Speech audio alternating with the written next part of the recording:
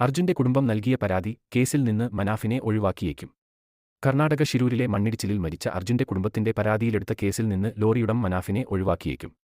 മനാഫിനെതിരെ case എടുക്കണമെന്ന് കുടുംബം ആവശ്യപ്പെട്ടിരുന്നില്ല. ഇതോടെയാണ് പ്രതിപട്ടികയിൽ നിന്ന് മനാഫിനെ ഒഴിവാക്കാൻ അന്വേഷണ സംഘത്തിന്റെ നീക്കം. മനാഫിന്റെ വീഡിയോയുടെ താഴെ കുടുംബത്തിന് നേരെ സൈബർ ആക്രമണം നടക്കുന്നു എന്നായിരുന്നു പരാതി. പ്രാഥമിക അന്വേഷണത്തിന്റെ ഭാഗമായിട്ടാണ് മനാഫിന്റെ പേര് എഫ്ആറിൽ ഉൾപ്പെടുത്തിയതെന്നും പോലീസ് അറിയിച്ചു. അതേസമയം സൈബർ ആക്രമണ പരാതിയിൽ മനാഫിനെ സാക്ഷിയാക്കും. സൈബർ ആക്രമണം നടത്തിയ സോഷ്യൽ മീഡിയ പ്രൊഫൈലുകൾ പോലീസ് പരിശോധിച്ചു വരികയാണ്. ചില യൂട്യൂബർമാർക്കെതിരെ കേസെടുക്കാനും പോലീസ് തീരുമാനിച്ചു. ലെയാറി ഉടമ മനാഫ്, സോഷ്യൽ മീഡിയയിലെ പ്രചരണം നടത്തിയവർ തുടങ്ങിയവരെ പ്രതി ചേർത്തുകയാണ്ടാണ് പോലീസ് കേസെടുത്തത്. സമൂഹത്തിൽ ചേരിതിരിവുണ്ടാക്കാൻ ശ്രമം നടത്തിയെന്ന വകുപ്പ് ചുമത്തിയാണ് കേസെടുത്തിരിക്കുന്നത്. കോഴിക്കോട് കമ്മീഷണർക്കാണ് അർജുന്റെ സഹോദരി 5 പരാതി നൽകിയത്. സഹിക്കാനാകാത്ത വിധത്തിലുള്ള സൈബർ ആക്രമണമാണ് നടക്കുന്നതെന്നാണ് കുടുംബം നൽകിയ പരാതിയിൽ പറയുന്നത്. ലോറി ഉടമ മനാഫിനെതിരെ ഗുരുതര ആരോപണങ്ങളുമായി അർജുന്റെ കുടുംബം കഴിഞ്ഞ ദിവസം രംഗത്തെത്തിയിരുന്നു.